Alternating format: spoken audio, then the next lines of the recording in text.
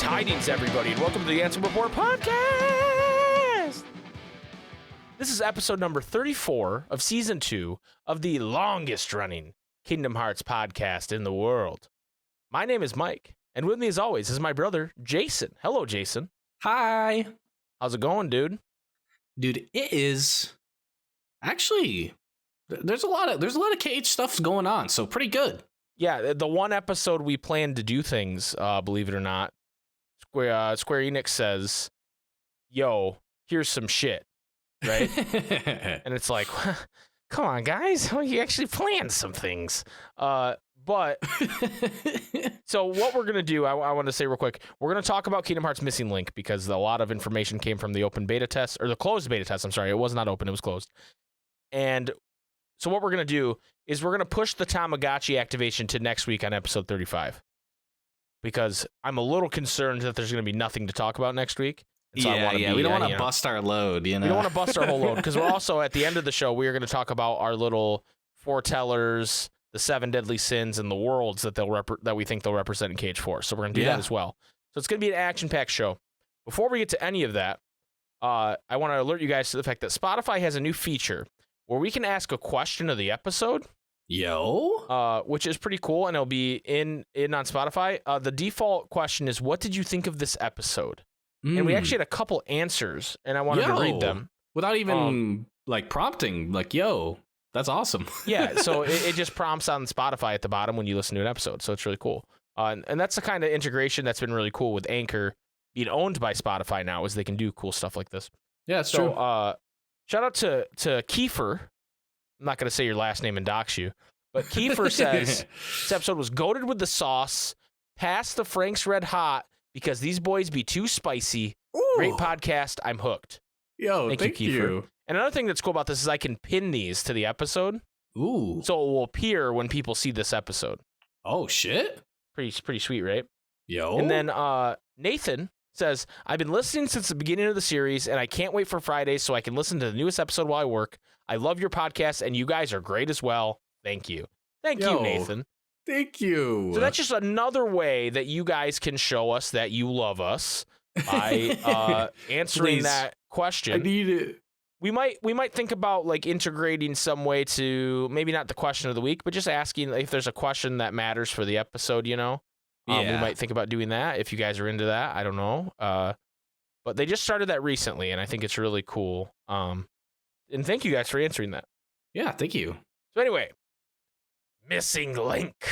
Oh, shit. We just diving right into it. It's no longer missing, Jason.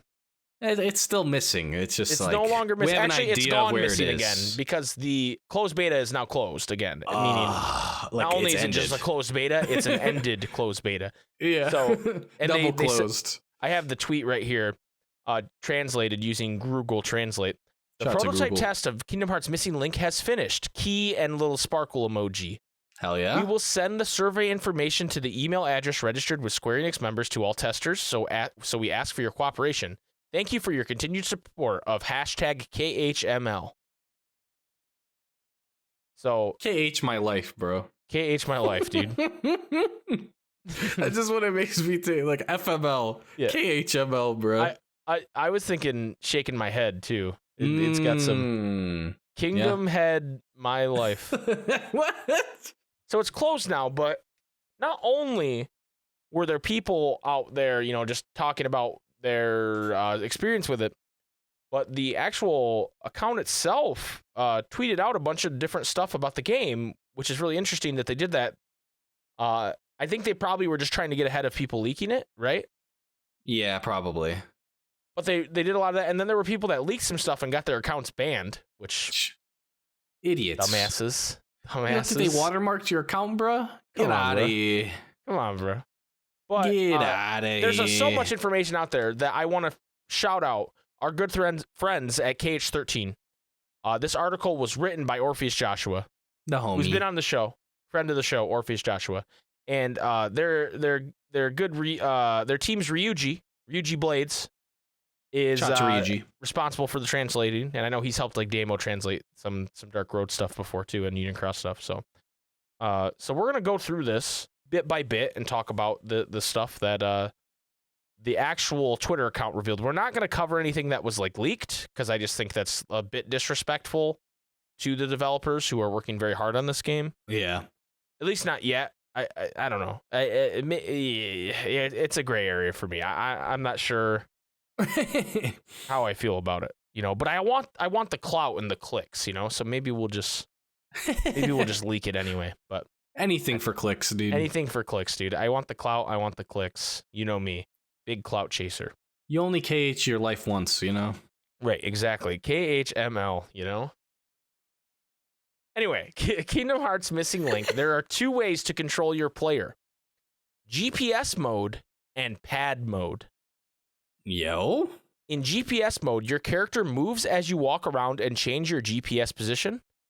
You can obtain AP from battles, and you can also enable hands-free mode where battles are automatic. So if you're driving. Or it's just in your pocket. You're on a date walking in the park with a girl and you don't want her to know you're playing this stupid fucking game. Secretly know that you're playing Missing Link. But you still want to play. Yeah, definitely. In pad mode, your character moves by using a pad on the screen. In this mode, AP is required for battles and obtaining treasure chests. So you can obtain AP from the battles if you're moving around. If you're GPS. And then you can spend the AP to get battles and chests if you're like just sitting on the couch. Right. So the idea is you have to at least walk around with it at some point. It's not like Pokemon Go where you always have to be walking around. Yeah. But if you go for long enough without walking around, you won't have AP to just sit on your couch. I'm GPS spoofing my shit anyways, but right, I'm blue stacking. Right. They have the content that was for the closed beta. With that, I'm supposing these are like the missions. But it says today's content: obtain jewels from present quests, craft lots of level 20 pieces, and then it says on the 13th, take your smartphone with you and go on an adventure. On the 14th, area boss quests will appear, and on the 17th, raid boss quests will appear. Huh. So, and then you're looking, I'm sharing my screen with you, Jay, so you can see this. Yeah, Anybody, if you want to follow along on kh13.com, I'm sure they'd appreciate the click. Ryuji's translated the images where it says, go out on an adventure. As your GPS position changes, your character in-game also moves. And it has like a little guy running around, And then it has hands-free mode. Certain actions will be automatically performed, such as HP and MP recovery, battle encounters, among others. So okay, but does hands-free mode let you lock your phone? That's what I want to know. It's a good question. I don't know. Because if it's like Dark Road, where it's like an AFK game that you can't AFK, you have to leave it open. So that it's like, how have we not learned from our mistakes here, guys? Come on now. Here's the thing. This game is heavily influenced by Pokemon Go, right? Yeah. Pokemon Go does have a mode like that. I don't know if it automatically catches. I don't remember. I haven't played Pokemon Go in a very long time, but I do know that I could at least lock my phone and hatch eggs. Mm-hmm. And then it would tell you how long you walked for, and it'd give like your buddy Pokemon experience and all that stuff. It didn't allow you to play through the game like normally, which it sounds like this does. So I'm not sure if it's going to let you lock your phone or not. If it doesn't, it's just like, what's the point? If it's automatically doing it, like, why are you holding my screen hostage and like just nuking my battery life? Right. Right. And it is to be, this won't be in this article, I think, but it's to be said, a lot of people were saying it was using a lot of battery to play this game. Yikes.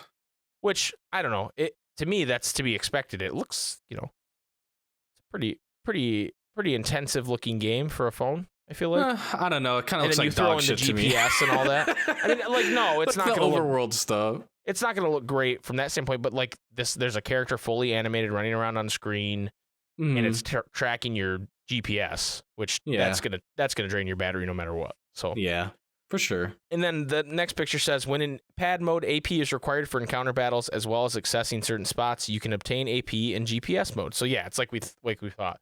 You play one way to get more points for the other way. Right. So yeah, this is the like the different things it was saying. Like, so there's like bosses. elite encounters, which are the area quests. Mm-hmm. And then raid bosses, which this is the first appearance of the Behemoth in Kingdom Hearts since Kingdom Hearts 1. Wow. So that's pretty interesting. We haven't seen him in a long time. Also, it's to note the character in these screenshots looks like the Quaker Oats guy. I don't know why that is. That's important. It's important to know. Make sure I'm not anything that matters. Okay, so then we have an update on the 13th with more screenshots. And so this screenshot shows a Pokemon Go-esque thing, except it's like Scala buildings instead of like what your real world looks like. Yeah. Well, then it says like there are area enemies and area bosses that rule certain parts of the world. Defeating an area boss will liberate it, and you can teleport to the coordinates where the boss was for a discounted AP price.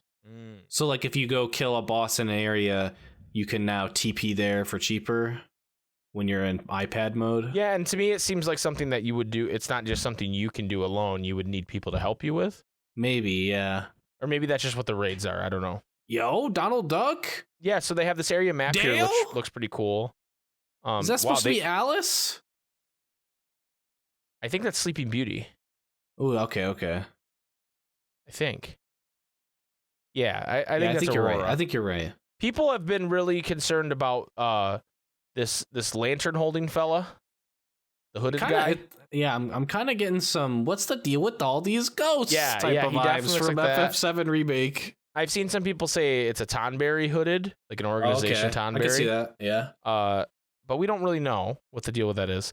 I'm guessing the other icons are like other players. Huh? Yeah. Weird. The ones that, because they have a heart above them, like, oh, these are my friends, but they could be treasure spots too. But it shows a treasure spot when you zoom out of all of Japan. It's like, damn, let me cross country to go get this chest, bro. Mom, can we go get that treasure chest, please? So after defeating an area enemy, you'll obtain a hint as to where the area boss is lurking.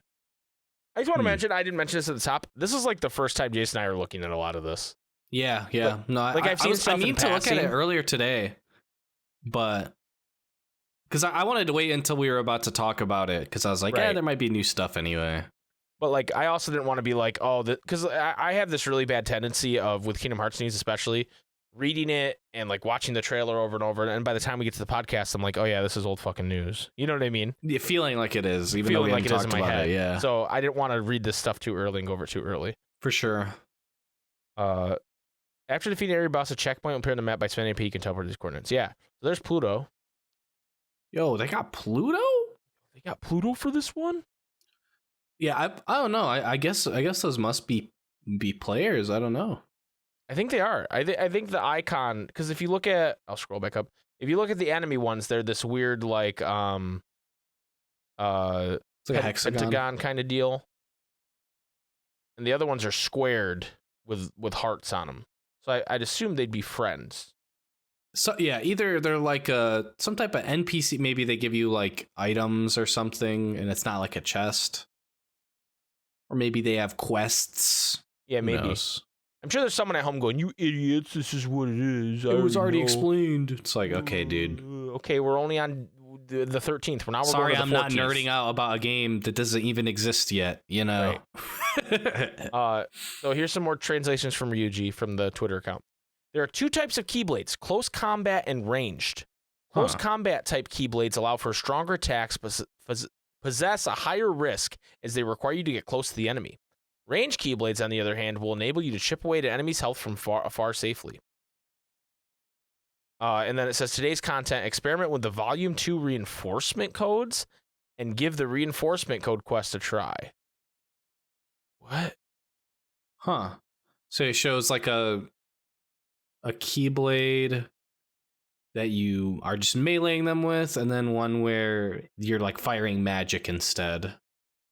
Interesting designs on these keyblades. Like the handles are kind of like Master Defender, but one is clearly like a lantern kind of deal, and one's like a cog. Yeah. The close combat one's a cog. Oh, and it has a little light bulb keychain for the lamp lamp. That's fun. What is the reinforcement code? Yeah, I don't know. Maybe it's like, oh, you can go do this boss and then use this item that makes it so that there's like, it's as if you're playing with other people. Like it spawns in like 3 NPCs to like take down this raid boss with you or something. Mm-hmm. I could see that. So on the 15th, they showed character customization, Jason. And this is the one thing I did see where I was on stream and OJ was like, yo, you got to see this. And you can have a motherfucking top hat. That's true. That's drip. In the I'm going to be honest. I do think there's a lot of cool stuff with the, like how you can change. I don't really mess with the coat. I don't know. Or maybe it's not necessarily the coat, but like the pants underneath. I don't know. I can't tell. What I don't like about the coat is like the top part of the coat where it covers the shoulders. Yeah, I'm not a big fan that's definitely what it is. It's very colonial. Because the bottom is kind of almost like it kind of reminds me of like Cypher, at least when it's like the white coat. It kind of gives me that vibe, but then the top just has this weird... Got this weird like shawl or something. Yeah. In the fitting room, you can customize your avatar's appearance, change up your clothes, coloration, accessories, and more. Look forward to the detail avatar maker when the game officially releases. And you purchase clothes from the accessory shop. I don't think you spend real money unless they gave them like fake real money. Yeah. I would hope not. But there's like different stuff for like your headgear, your like top, your bottoms, your gloves, and your boots. And then there's like a couple accessory slots as well. And then it looks like you can also chroma them. Yeah, you can chroma them, and it looks like they're sets. So like hopefully there's like, oh, this is a Donald inspired outfit, right? You know, shit like that. Yeah. That'd be cool. I would assume so. I mean, that's what they did in Union Cross, you know? Right. Like you could literally just wear like Squall's outfit, you know? Right. Which all the real ones did. Right, as Damo did. On the 16th, we have raid battles, and the matching feature were highlighted in a new tweet. In raid battles, multiple players can challenge the same enemy simultaneously. Take advantage of the teleportation feature and participate in taking down these formidable foes. You can also call reinforcements via the matching feature. So the idea is similar to like gym battles in Pokemon Go. You and your teammates can take on raid bosses, and here they show the behemoth. So it seems like if there's one active, you can teleport to it if like people are fighting it. Well, I think it probably uses it says the teleportation feature, which to me means it's talking about the teleportation feature they talked about earlier, where if you beat a boss, you can teleport somewhere. Otherwise, you probably have to be in that actual area. Or like raid bosses, mode them or pad mode them. Yeah, go in there in pad mode. Raid bosses are huge, formidable enemies that appear in the corridors of darkness. Team up with your allies and take them down. And so it shows a map here where there is one. Wait, the lanterns are the players? I don't think so. I think that means it's a raid boss. Oh. Maybe. But so thank you to OJ and Ryuji and KH13 for doing that. I wonder if they do like what a lot of mobile game stuff it does. Like, for example, in like Opera Omnia, you choose your squad and then you choose somebody that you can like summon in the fight to help you or whatever. Like, oh, this is what they have set as. Like you can like add your friends and then use a reinforcement code or something in order to summon them as if they were there, but it's just an NPC or you also controlling them or something, you know? Well, I know that people have said the game is gacha and the game has the which Smash sucks. Brothers style trophy things. So I don't know how all that works, and Kingdom Hearts themselves didn't announce how any of that works. I think if you guys go look on the internet. I also don't understand. How the fuck are you supposed to do the story of this? So there wasn't really a lot of story in the beta from what I understand. I'm assuming it works kind of like Dark Road, where you just do your thing and then you reach a certain threshold and then it allows you to do more story. Do you think there's just like a notification button on your screen or whatever? It's like, oh, you can do the new story or whatever, and you press it and it just like puts you in an instance or something. Like I said, I haven't played Pokemon Go in a while, so I'm not an expert, but I know the last time I did, they had added these Team Rocket battles where randomly one of the gyms would be taken over by Team Rocket and you'd have to like beat them, and it was like story content for the game, because then it'd like, Professor whatever man is like, yo, you beat the Team Rocket. That's hype. Let's do this next set of missions. So I don't know if that's how it's going to work. That would make some semblance of sense to me. But I don't know. I don't know. I know if you guys go look on Twitter, there's more info out there. Like I said, I don't necessarily want to talk about the leaked stuff because Square Enix doesn't want us to talk about the leaked stuff. You know what I mean? And I just feel like that's the right thing to do at this point. And it's like representing it in its unfinished state as well. Like, it just seems kind of cringe. Like, if you were to look at it yourself, that's totally fine. But for us to talk on a podcast, it seems kind of cringe. For us to broadcast it to you guys probably isn't okay. And at the same time, I know OJ tweeted about this too, but it's like certain creators were like taking all this info that they found out from like a random like person in the beta test or a couple random people and then presenting it like it's their info. And it's like, yo, that's fucking cringe. Like, like not even they'd tweet about it and not even like mention, hey, this person on Twitter said this or that. You know what I mean? It's like, well, yeah, because they don't want to get them in trouble, but at the same time, it's still I don't know. There, I guess there's multiple sides to it, but it's just I don't know. It's a dangerous thing to do. I feel like overall, it's like guys, it will come out. It's a fucking mobile game, right? It's not that serious. But I will say I'm excited for how positive overall everybody kind of seems on it. You know, like it seems like I've seen a couple people be hesitant, but most people are like, this looks awesome. I cannot wait to play this. And that's awesome. You know, I'm excited about it. You know, I don't do a ton of mobile gaming. I guess I've done more recently because there've been better mobile games recently, it seems like. You know, like there's Marvel Snap, there's Vampire Survivors, the City Opera Omnia. They're games that I actually want to spend time on my phone playing, right? Yeah. Instead of just, I'm taking a shit and I don't have anything else better to do. You know? Yeah. That's typically when I mobile game is I'm like, I'm taking a shit and I have nothing to read. I guess I'll play Tetris, right? Yeah. Where I do use those games when I'm on the toilet, but like they're not games that I only play on the toilet, you know? Yeah. Like they're not exclusive to that. So I don't do a ton of mobile gaming otherwise, but you know, it'll be exciting to check this out. Maybe, you know, me and Jason will return, do the sequel to our Pokemon Go video where we walked around downtown playing Pokemon Go, and we'll do it with Missing Link. Yeah, except it'll be way more cringe this time because it's not Pokemon. No one else is doing it. Yeah, and no one else is doing it. Yeah, like there'll be no one down there, just normal people, and we'll be like, "Hey, look, there's a Kingdom Hearts nerds point and laugh." Yeah. guys, look out! There's a dark side behind you. You know. Hey, I need some help with this raid. Any missing linkers? These people are just like, go away, you smell. Please, for the love of God, help me. Please. Anyway, that's what we got so far in Missing Link. I don't know when we're going to get more. Which we knew this beta test was coming, right? And they said at the end of the year. But then it got pushed back a little bit, right? But not much. Yeah. You know, it's only January.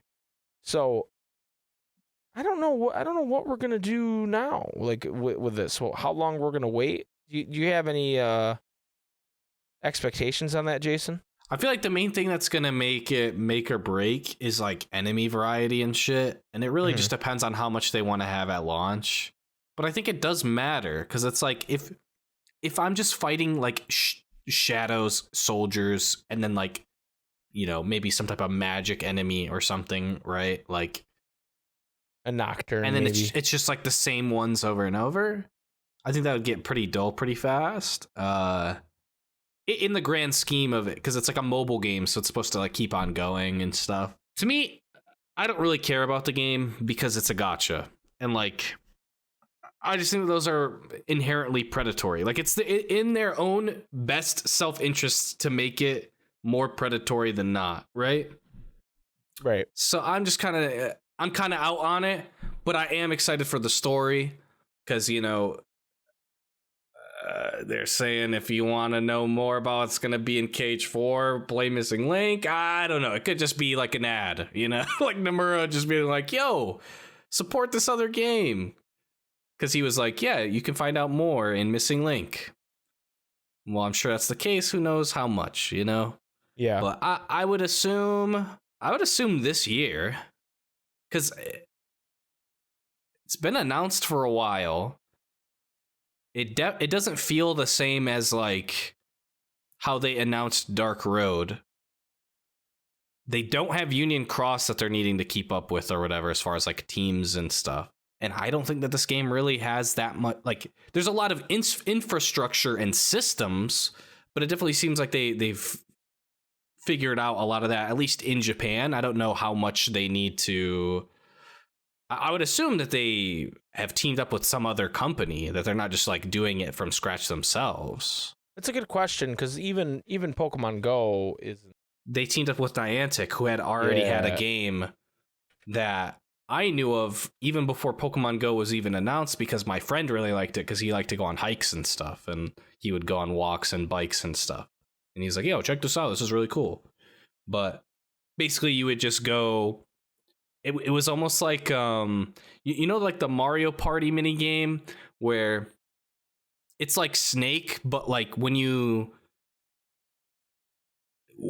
make like a circle or whatever, it like becomes whatever color you are. Like it makes like that chunk. Like if you make a circle, it'll be like a red circle if you're red, and you're trying to like take up as much of the board as you can. Mm-hmm. It's like that, but like with like landmarks or like whatever, right? So it's like, oh, if I walk down the block and then like do the whole block, then there will be a square that's like my team. Like imagine if in Pokemon Go, you're Team Valor or whatever, and then you walk around the block, and then now that whole block is Team Valor's block or whatever, right? It was like something like that. So I don't know if they're teamed up with Niantic or not. I just typed it in, and according to the KH Wiki, the developer is Square Enix and the publisher is Square Enix. Wow. So that makes me feel like it'll take longer. It doesn't seem like they're teamed up with anybody, but maybe it could just be a thing where they've paid Niantic to be like, hey, give us your map data, right? We'll pay you to give us your map data. I don't know if they'd give them a developer credit at that point, at least as like the front-facing developer, right? Yeah. I started laughing as you were talking because the the KH Wiki has, you know, Kingdom Hearts Missing Link, and then it has the kanji for it, right? Yeah. And then it has like the pronunciation under it. And it's Kingdu Damu Hatsu Missingu Rinku. Nice. And I think I actually did a pretty good job. Yeah, that sounded pretty good actually. But Missingu Rinku. Okay, but now do it in the Keikona accent like we do Konnichiwa, brother. Kingdu Damu Hatsu Missingu Rinku, brother. Respect. Missingu Rinku is maybe my favorite thing of all time. I just love that. Yeah. Because it's I love in Japanese when like they don't have a word for it. So they just say it and then they just say it and like throw a U on the end of it, right? Like a I, yeah. Yeah.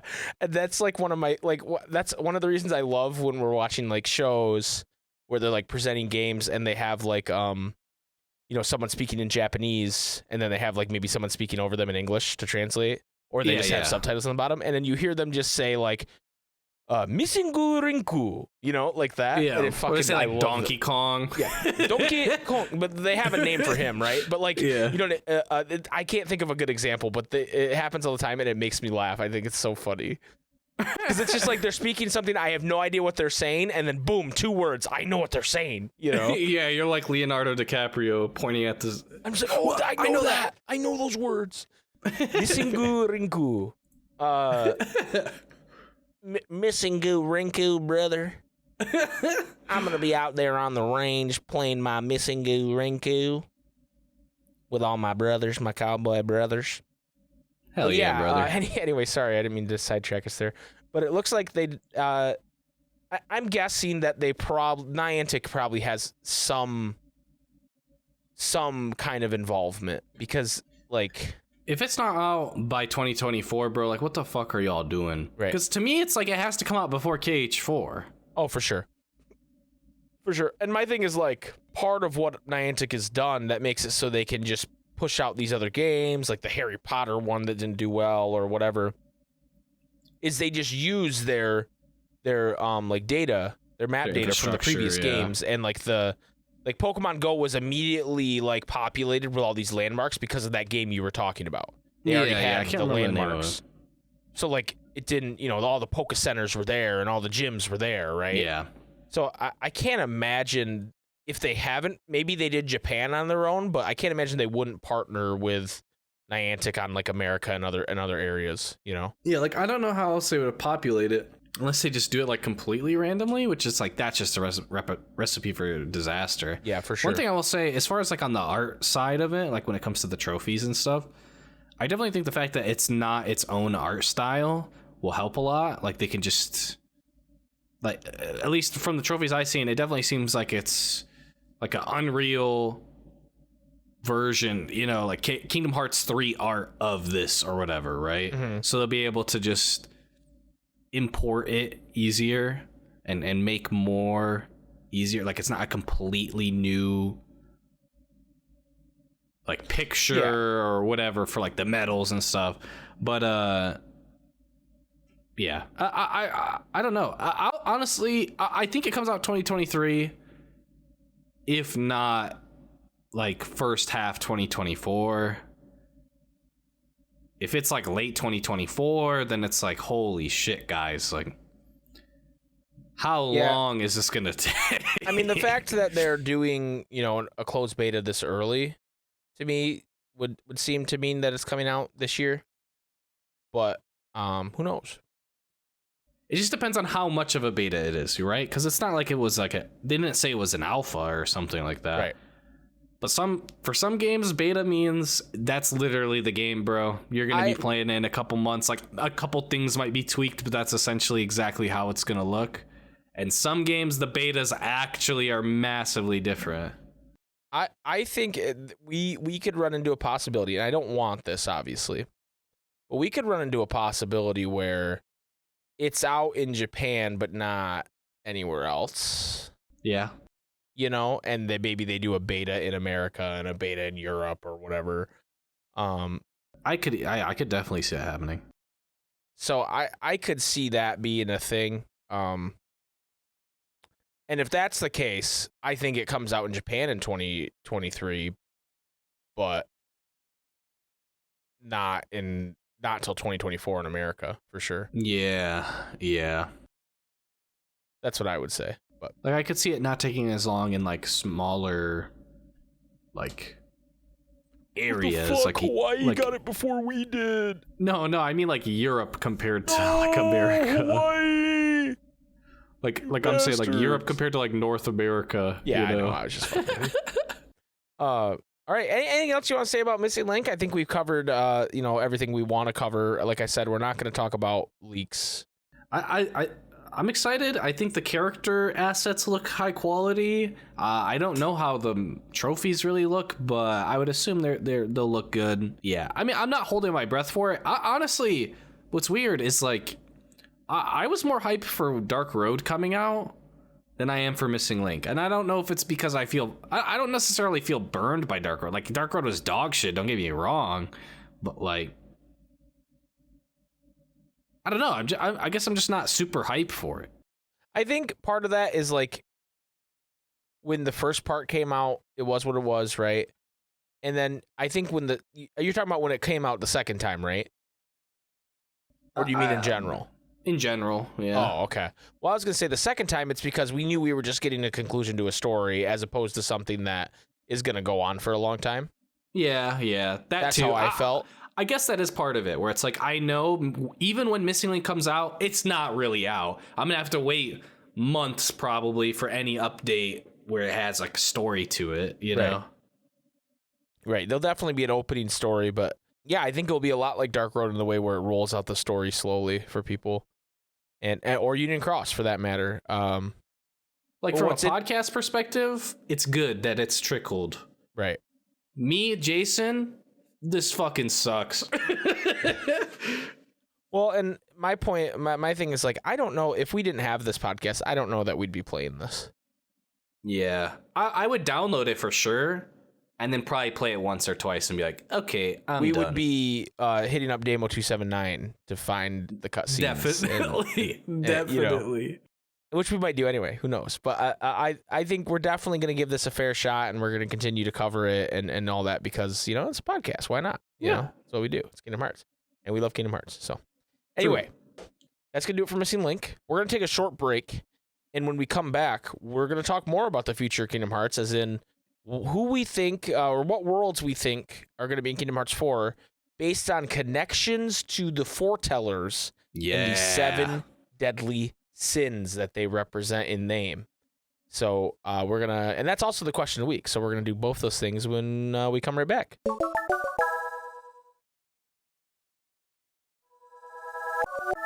Welcome back to the Ansem Report podcast. Ooh, I got kind of like spooky in that one. I got kind of Matt Bellamy like from he's Muse. Haunting you. Yeah, this episode is haunting you. Oh, the missing link. Before we get into the question of the week, last week we talked a bit about, we theorized a bit about Kingdom Hearts 4, and a lot of you said, wow, you guys did theories for once. Good job. And I say thank you for that. But the idea is I came up with this concept. Jason asked me about gummy ships, and I just fucking turned it to this. We just fell into a rabbit hole. Yeah. And it was my fault. But basically the idea is it's rumored, it hasn't been confirmed, but based on the root of their names, that the foretellers and the Master stand for the 7 deadly sins. Oh, the Master's one. It's not even rumored, bro. It's like so. Well, it is literally. The only reason I say that is because the Master's one is kind of like loose because it's like we don't know what his name is. Yeah. And so they kind of said, well, Pride's the only one left, so it's his, right? Yeah. So that's the only reason I say it's rumored, but it's like clearly like their names are rooted. Like Aced's is like Acedia. Yeah. Envy's is Iris Envy. is just literally Ira. Yeah. Yeah. So, we think. I mean, but there could. And another reason I say it's rumored is because he could have like named them that just to give them all a naming convention, and then it actually has nothing to do with their character because we were talking off recording, but like Aced is Sloth, but like, wouldn't you think he'd be Wrath? Yeah. You know, because he's the angry boy. And also, he definitely seems much more wrathful. Right. And also another caveat here is that when we were picking these movies, I've slowly come to realize that all the 7 deadly sins are the same. Like you could like tweak them. You could tweak them like to be like, for example, like lust, right? Lust typically mean, you know, it's not actually sexual, but it's like you're lusting for that. You want it bad, right? Yeah. But you can also be envious of somebody because you're lusting for what they want, right? So like it can the gluttony and I'm lusting for this person, but I already have this person, so I'm gluttonous in my lust. Yeah. So it all and you're greedy, gluttony and greed. Because the gluttony and the greed and then the sloth, you know, and the so root it's like, of it is from the envy you feel. So there are going to be some of you that hear our answers and hear the question of the week answers and go, well, wait, that's not exactly wrath. That's more. I don't want to hear it. We're not splitting hairs here, folks. Okay, we're not. This is just a fun exercise. It's not the accuracy is not important. Yeah, it's just for fun. Right. So what we did is Jason and I took each of these foretellers, and the idea was, I don't think I explained the full idea. I did last week, but the idea is that these foretellers, each one of them is responsible for a new world in Kingdom Hearts 4. Or not a new world, but just a world in Kingdom Hearts 4. Like how the organizations show up to a different world. Right. How Syax... Wait, that was a terrible example. How Zaldin shows up in Beauty and the Beast, right? Exactly, yeah. I can't believe I picked the one guy who doesn't fucking show up. It looks sorted pirates and stuff, you know? Like, so that's the kind of the idea, and we wanted to connect it to their 7 deadly sins, right? So or at least try to. So, Jason, why don't you start us with Ava and Greed? So this one, this one I have a bit of a caveat to, because obviously, like, Ava is MIA, right? They don't even know where she is. So I'm thinking for this one, my idea is that, you know, Ava is back. Like, they got Ava back, but maybe they don't necessarily trust her, you know? Like, maybe some do. Like, maybe Ased trusts her or something, but, like, you know, Ira doesn't, right? So this one I was kind of thinking of like a greed/wrath, because it also works very well for the villains, because Tamatoa is like the big crab, and he's like hella greedy. He's like greedy and gluttonous both, right? Mm-hmm. He's just a bottom feeder. He just wants anything and everything. He's like the crabs in Finding Nemo, like just waiting for shit to pop out of the pipes. Mine. And so that would work well for him, the whole greed part. And then at the end, there's Teika, which is like, literally, when I looked at her wiki or whatever, said that she was a like wrathful heartless, right? So it's like /wrath, right? And then literally said heartless, like right. I'm like, what the hell? And not in any type of like, this was on like villain.fandom or something like that, right? Nothing to do with Kingdom Hearts, right? Which also, as a side note, villain.fandom is fucking hilarious, bro, because like they break down villains in like everything, right? And we'll say, oh, these are the things that they have done that are like bad or whatever, right? Mm. And for one of them that I was looking at, because I don't really know a lot of the new Disney stuff. I haven't watched that stuff a lot, but like, for example, I'd never seen like Frozen 2 or whatever, right? So I had to look up and see what the hell who's the bad guy of Frozen 2? Like, I don't know, right? Like, Kingdom Hearts hasn't taught me yet. But for example, King Candy in what is it? Just Wreck-It Ralph? Yeah, Wreck-It Ralph. They have a list of crimes, right? And his is just like insanely long. And I'm like reading about a Disney character. It's just like theft, harassment, invasion, unlawful imprisonment, breaking and entering, hacking, abuse of power, mass involuntary manslaughter, vandalism, sabotage, high treason, mass destruction, kidnapping. And that's only half the list. Maybe not even exposure. Slavery, false punishment, assault, child abuse, brainwashing, terrorism, conspiracy, death threats, fraud. Like, sounds like he'd fit in as a Kingdom Hearts villain, huh? Yeah. So it's just like, holy shit, dude. I did not realize how crazy, like, if you really broke it down in like a court of law, like how fucked so many of these people are, right? Right. But yeah, anyways, back to the Moana thing. I think it would be cool if at the beginning Ava's there and she's like kind of shady as to like, oh, whose side is she on? Is she working for the Master of Masters? Is she still doing her own thing?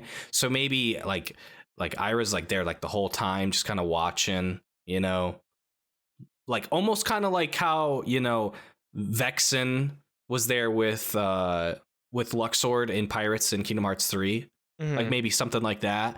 And then when it's like obvious that either what Ava was trying to do failed, or that like the crab's going to be defeated, or whatever Heartless spawns from it or whatever, you know, then Ira just takes matter into his own hands and wakes up Teika because she's like the wrathful being or whatever, right? So yeah, that's my greed. Gotcha. Okay.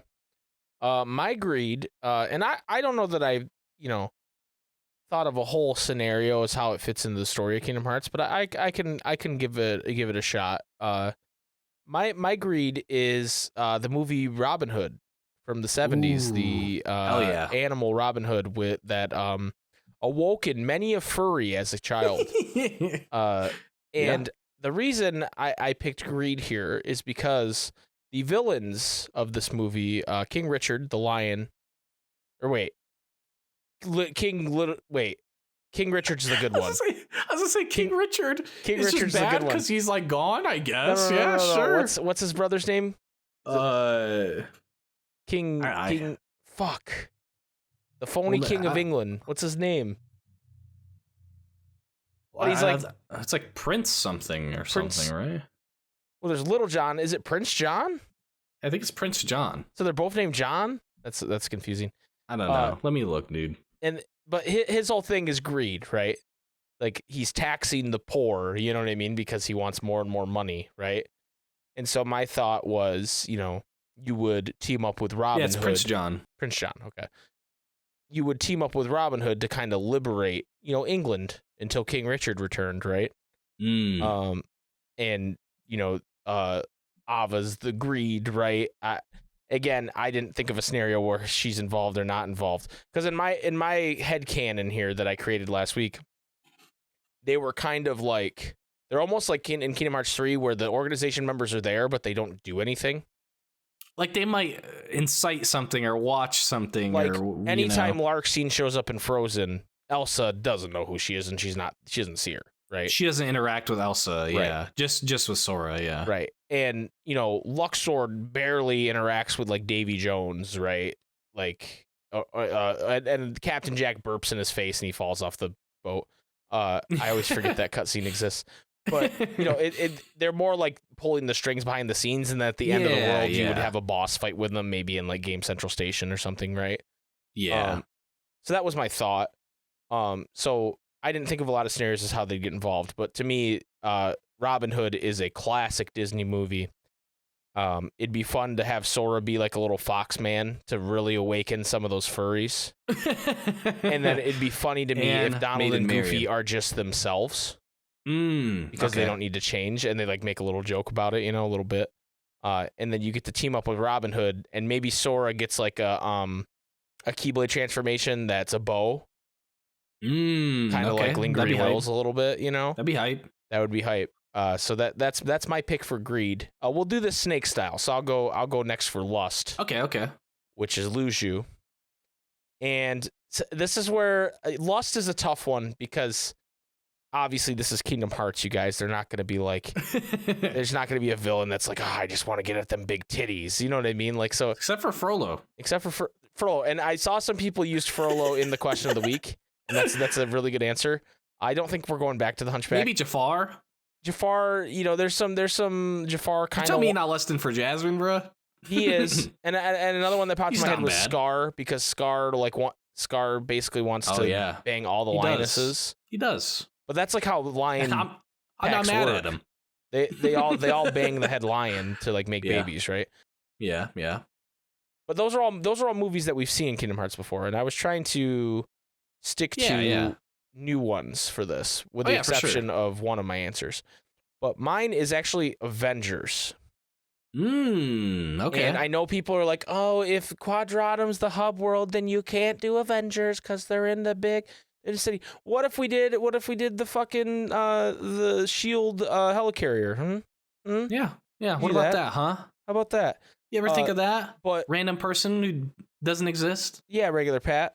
But my thought with lust is Loki is just lusting for the power of being in charge, right? Of being the king of Earth, of being the, he's got to show his fake family that he's really a king, right?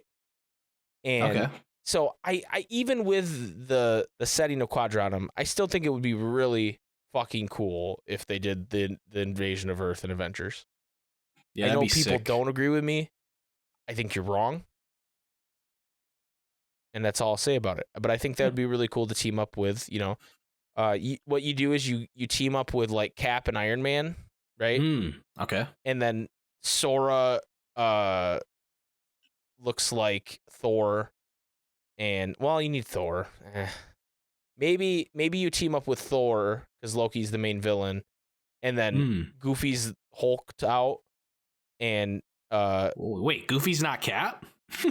Oh yeah, Goofy could be Cap. Goofy could be Cap, and Donald could be Iron Man. Okay. And then Hulk and Thor and Black Widow and Hawkeye are there, I guess. Who would Sora be then? Fuck. I don't know. They'll figure it out. I guess you could still have them all there and it'd be like a big hero type of situation where like only one of them comes with you or whatever. Yeah, that's true. I don't know. They'll figure it out. It would be cool. But like, you're going through the city and saving people, running up buildings. Hulk smashes like fucking heartless Shatari in front of you, you know. And then it Goofy and Cap like clink shields, you know. And at the end of it, you go for shawarma with the boys. You know what I mean? Oh, hell yeah. If there's not a shawarma scene, what has all this been for, bro? There's got to be a shawarma scene. And maybe you do like a secret boss fight there, like with like... with Thanos. See, I was going to say Thanos, but then if they want to do more Marvel stuff in Kingdom Hearts later, it's like... But they could still you could have him. They still could. You could have, yeah. It'd be cool if you fought Thanos with the double-sided blade thing. Yeah. Or like Kang. That would be cool. Kang would be nutty. There's no way it's Kang. It's too early. Maybe that Ultron. Would be nutty. I don't know. Ultron would be cool. Bunch of Ultron bots. Anyway, they could do a lot of cool stuff with that, and I just think Lust makes sense for Loki. Yeah. And and this is one where I do think Luju could be more involved, and he's like whispering in Loki's ear kind of shit. Yeah. You know, he's definitely more devious. Yeah, he definitely would want to be a little more involved. Ava. But could you imagine like a cool ass like Luju boss fight on top of Avengers Tower? That would be so sick. That would be fucking dope, dude. Anyway, that's my answer for Lost to Luju. What is your answer? Mine is from Coco. And it's Ernesto de la Cruz, right? Have you seen Coco? He's like, no, I'm not. Big fan. No, I'm just kidding. I haven't seen it. I did a bunch of research, bro. Man, this guy, gotta love this shit. But so Ernesto de la Cruz, he's like classic like Day of the Dead, but he's like got the guitar and he's a really famous like singer and he's got all this fame and fortune.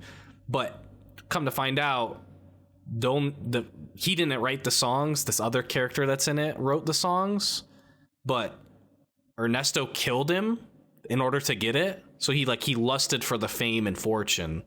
And I honestly think it could work really well with like the themes of like death and afterlife and stuff. And I think it connected really well with the underworld. And I could even see it being like the first Disney World, where it's like, oh, Hades can get them to he can get them to another like afterlife type of place or whatever. And then that's how they can connect it or whatever. I don't know.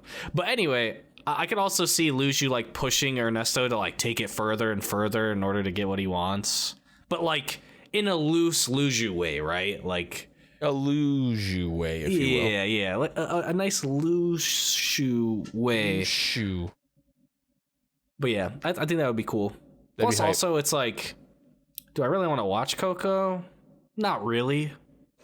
But if it's in Kingdom Hearts, that's hype. Right, like, for sure. Like, and then in my headcanon it will just be the story is what's in Kingdom Hearts, you know?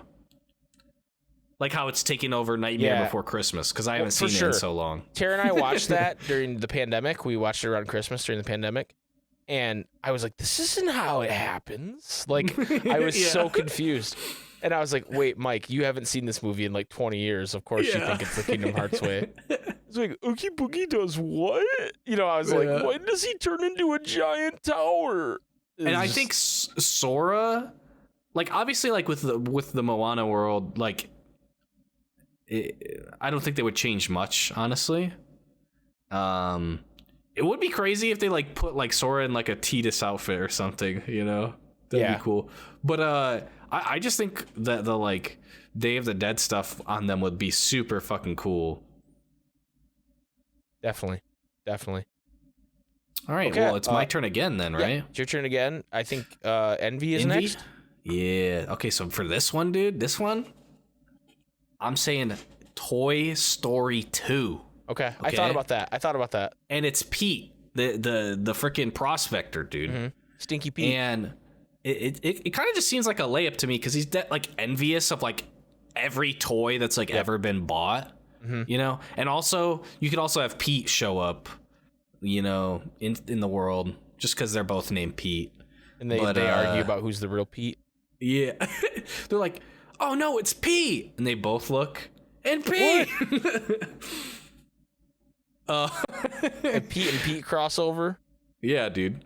But I could also see like Envy agreeing with like what Pete says as far as that, like, because basically, like, yeah, he basically tries to kidnap Woody, but you know, he's just been on the shelf for so long and no one's ever bought him. And now he finally has been bought by Al as like a collector's item, and he's being put in like a museum. So he's not only was he bought, but he's also going to be safe. Like he's not going to have some like shitty little kid beating the hell out of him, you know? Like he's not just going to end up in a trash can. And so I could see like Envy, like, oh yeah, like your patience should reward you. Like you deserve it. Because, like, it's true. He does deserve to, you know, have a good life as a toy, you know? But, like, twisting it, making it, like, the ends justify the means type thing. Right. Like, oh, you know, Woody will like it once he's there, you know? He just doesn't get it. Because, I mean, Pete literally says, like, oh, yeah, Andy's not going to he's not going to play with you forever. And he was right. It's true. I mean, honestly, I was going to say, talking about this right now, I kind of agree with Pete. Yeah. I kind of just be in the museum chilling, and you could literally be night at the museum every night, dude, chilling. Do you think that if Woody knew about his whole Toy Story 4 adventure with Forky, that he would just been like, yeah, I'm going to the museum? Yeah, probably. I think he would have too. Yeah.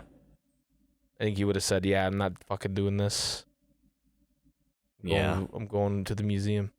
Okay, that's a good answer. I think going in the store would just be like a pretty easy layup for them, like in Al's Toy Barn. They already kind of did like a mall. And then you could have it where it's like, oh, now you're at like Al's apartment or whatever. And like, you could do whatever, really, you know? Yeah. That's also like another way they could bring back the idea that I had about them doing like a boss fight of a toy, but it's like Sephiroth or like, you know, like Al just collects toys, right? And it's like, yo, here, oh shit. He's also low-key a weeb. Yeah. Yeah. Oh my God, there's a Goku toy here, you know? He's a neckbeard. Right. Exactly. Exactly. Okay, that's a good answer. My answer for Envy is Emperor's New Groove. Ooh, okay. Because I think Yzma definitely envies the position that Kuzco's in. She wants to be the Emperor, right? Dude, that'd be sick. And this is actually a really dog shit idea. And here's why. Because the whole conceit of Emperor's New Groove is that Kuzco gets turned into a llama, right? Yeah. I know how much people loved being a lion in Lion King. Oh, no. So here's the conceit of this. This is a dog shit idea. Sora is also a llama. No. And you team up with Kuzco and Pacha, and you go across the journey of the world with them. But what's dope is after, you know, I don't remember how that movie resolves, but I know Kuzco's not a llama anymore. When Kuzco gets turned back into his regular form, so does Sora. And then when you fight the boss fight, you get to just be your regular form. Okay. But there's a bunch of dog shit on the way there you have to do. and it takes away all your abilities, and it's pretty dog shit. But I just think that would be cool. I don't really have a good idea for Envy being involved, but you know, obviously she's just maybe her and Yzma are hanging out with Kronk. Dude, as long as whatever that like bug or beetle or whatever that they break open and like slurp it up when they're in the restaurant, as long as that's animated and in the game, I don't care, dude. Yep. Turn me into a llama. It'd be funny if Kronk did the wrong lever bit on Envy. Oh yeah, definitely. And they're both like, wrong lever. And also, there's a stealth sequence with Kronk where you play as Kronk. No. Except you don't have to actually do every it. bad mechanic in the game, dude. Anytime you're gonna think you're gonna get caught, you just go up against the wall, and it works every time. I forgot about that bit. That's a goated bit. Just up against the wall, dude. You never can get caught. You never can get caught as long as you do that. It's a good ass movie, dude. Okay, so I'm up next for the next one, and next up is Gluttony with Ragu and Goulash, aka Goulash, aka Gula, aka the worst foreteller. True. And Gluttony is his, and see, this is the thing. This could be greed as well, right? Like, you know, it's the same thing. It's overconsumption of anything. But whether it's like just wanting more. The consumption part of it made me think A Bug's Life. Ooh, okay. Yeah. And because Hopper, in A Bug's Life, they're taking all that food from the ants as like payment to like protect them, right? Tribute. But then they just extortion. They just want all the food for themselves, and they just want to be lazy. And then you add in the fat caterpillar, who is a glutton himself. And he's kind of a villain. He's a bit of a villain. I do think that Donald, that's what Donald would look like, and Goofy would look like the stick bug. But you're telling me he's not the ladybug? Like the Donald, you're right. Donald's not the ladybug. Right. Donald's the ladybug, and Goofy's the stick bug. Yeah. And then Sora's just another ant. Yeah, definitely. But I think that'd be a sick boss fight. Yeah, I think that'd be a sick boss fight with Hopper, where you're fighting him, and then also like you're trying to how there's that scene where Hopper releases the food and kills the grasshopper to make an example. Oh yeah. But you're trying to like release those to take down Hopper and like bury him in nuts or whatever. Oh yeah, okay. I think that would be cool. Dude, what would be really cool is if it was almost like grounded as far as like what your size is or whatever. It would feel a lot like grounded. Yes. I almost picked Honey, I Shrunk the Kids for that same deal. Okay. This is the best of both worlds because you get to be, it's a much better movie, and you get to be like a cool bug too. True. And the Bug's Life video game, dude, I think it's for the 64. Shit is dope. Might have to check it out. You might have to check that shit out, dude. It's fucking dope. Anyway, so yeah, that's what and as far as how Ragu's involved, I'm sure he'd like show up and be like, "Oh, gross bugs. I hate everything, including bugs," and he wouldn't really be helpful to either He'd be side. like afraid of spiders for sure. Yeah, definitely. What's your pick for Ragu? Okay, mine, dude. I'm actually kind of hype about this one. It's gluttony, right? Mm-hmm. Wally. Oh, interesting. Because everybody in there is being gluttonous as hell, dude. They're so big, their bones have condensed, bro. Yeah. But interesting. Basically, with everyone being lazy as hell. And plus, it's like, I just think it would be cool. I don't know if they would, like, would Sora and them be robots? Like, I don't know. I just think it would be cool to figure out how they could do it. But I also just really like the idea of Aced talking to Otto, which is like, the AI that controls it. And him just being like, what is your role to the AI of the ship? Why would it be Aced? Or no. I'm sorry. I had moved this shit around because I originally had it as Aced. I think that would be cool because it was like I thought of it as Sloth. But with Gula, I was flip-flopping on whether I wanted it to be Gula or Aced. So but basically, spoiler, I picked Wally for Aced. But yeah, with Gula, I feel like he would definitely just be like, oh, rather than people, like these people are safe. Like, Otto is keeping them safe, and Gula could like, I could see him being like, yeah, it's better for them to be safe than to, go do whatever they want, like, and like live a full life, basically. Oh, they're safe. Like, it's whatever, Mm-hmm. I could definitely see Gula being like, yeah, I'm smarter than everyone. This is just better for them. Right. Okay, so we got Wrath. For me, Ira. Incredibles 2. Okay. So the bad guy, her name's Screenslaver, okay? And she wants revenge. For people who haven't seen it, she wants revenge because she believes that, like, the reason that her parents died is because of superheroes, right? And then, like, her and her brother, like, her brother is like, oh, if superheroes were there, they would have saved our parents, like, in a good way. But she's like, they weren't fucking there. Fuck the superheroes, right? Right. I'm sure she But uses also in the reality, I'm just trying to see fucking Elastigirl in Cage 4. Mommy!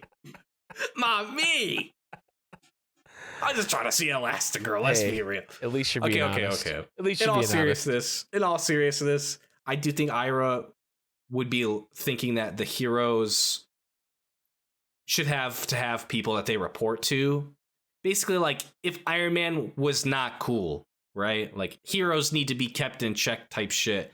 And then also, like, taunting Sora, being like, yeah, you've never had to answer to anybody. How do you know what you've done hasn't, like, caused destruction, that there isn't some screen slaver who hates you? Right. Right. No, but I get it. But also Elastigirl, mommy. Okay, so my answer for this one is I had to put Star Wars in somewhere, and so I picked The Mandalorian because I think it'd be pretty hype if they went Mando instead of like traditional Star Wars. And what's the name of the Moff Gideon or Moff Gideon? Thank you. I was gonna say the real actor's name. I was also gonna say the guy from Breaking Bad and the guy Gustavo Fring. Yeah, Gustavo Fring and Giancarlo Esposito, and I was gonna say everything but fucking Moff Gideon. Yeah, but you can call me Gus. So there's some wrath there in the way that he's trying to, and this one's kind of loose. I'm not gonna lie to you guys. I just wanted to put Mandalorian in. He's hunting down the Jedi. Yeah. But also the Mandalorian himself, the Mando we know, he's got some issues with certain groups of people as well, right?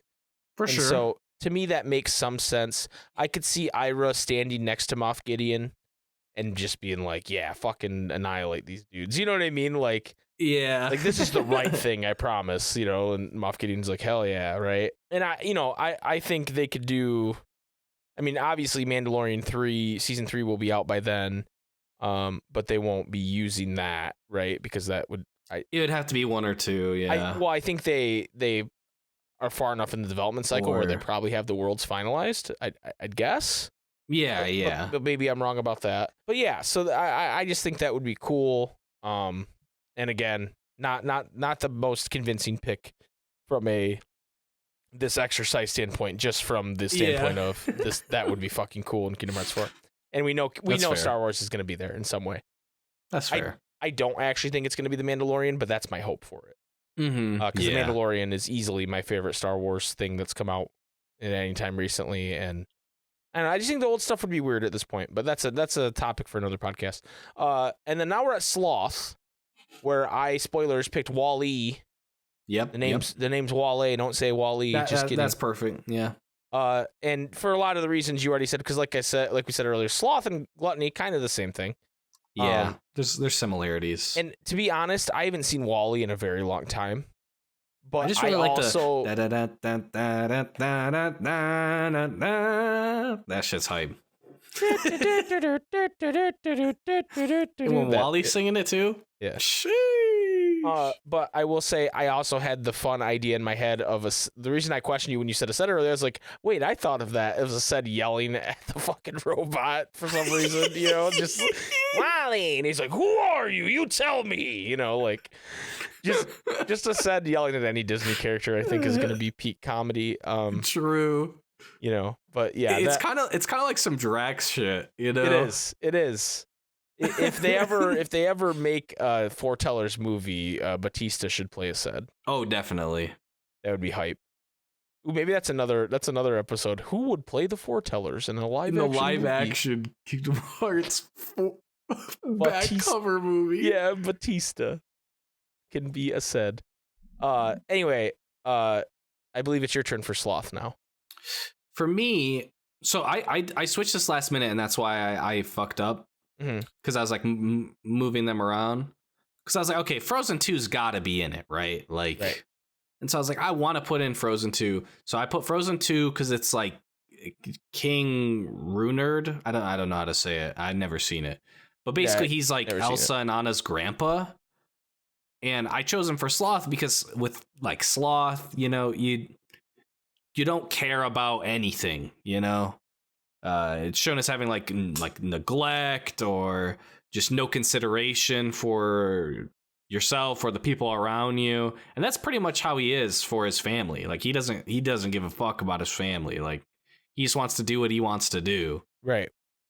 And yeah, and I just think Frozen deserves to have a better entry in Kingdom Hearts than in KH3. Yeah, because it could have been done so much better. Yeah, so I agree. And I don't know a ton about Frozen 2, but I would assume there's more than just, hey, you know, the entire world in this area is completely frozen. You know, like, I would assume there's more than just ice and snow everywhere in Frozen 2. Anyway, what's your answer for the final one, which is Pride, which we agreed this with the one, Master I Masters. didn't really try on this one, honestly. We kind of because I was just like Quadratum, you know, like. Yeah. So I went one step further and said that it's actually Game Central Station, so to speak. Okay. Wreck-It Ralph. I can see that. You know, like you talked about King Candy earlier. He is he's a prideful dude. Prideful dude, and someone who just has committed a lot of war crimes, and I think the Master of Masters and him would vibe together. Yeah, probably. I just like Quadratum and like whoever the bad guy is for Yozora. Like, I'd assume Yozora would just be there with us as as your party member, and then, you know, whoever the bad guy is that they've made up for that, like whatever the Arden lookalike is or something, Sigurd or whatever. Yeah. But my thing was, like, they don't go to Ralph's world. It's just Game Central Station, which is where in my head they're doing all this, going to all these places. Yeah. And he's just kind of control. I'm lumping Quadratum in that together, you know? So yeah, that's what I would think as well, is that it's something, you know, if they're going to tie Disney World to it, it would be Ralph. Yeah, I think so. All right. So that was a fun exercise, Jason. We had a lot more to say about it than I thought we would. But now I'm actually going to go take a piss real quick, and then we'll do the question of the week. Because I was holding my piss, and then I was like, I was looking at some of these answers, and I was like, oh, Christ in heaven, I need to go pee before we do this. So I'm going to go do that real quick. I'll be right back.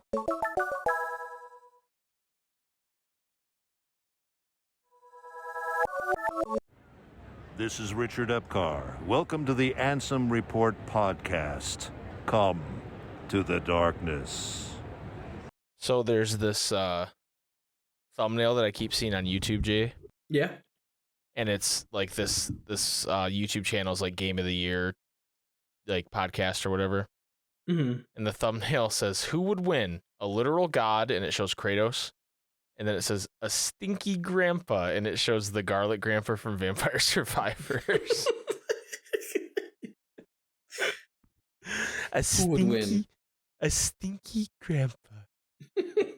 All right, Jason. Wait. Hold on. Let me sit up. Yeah, sit up, because you know what it's time for? No? It's time for the question of the week. Oh, yeah. Thank you, Daphoroxis. Hello, sir. You're quite the musician. We love you.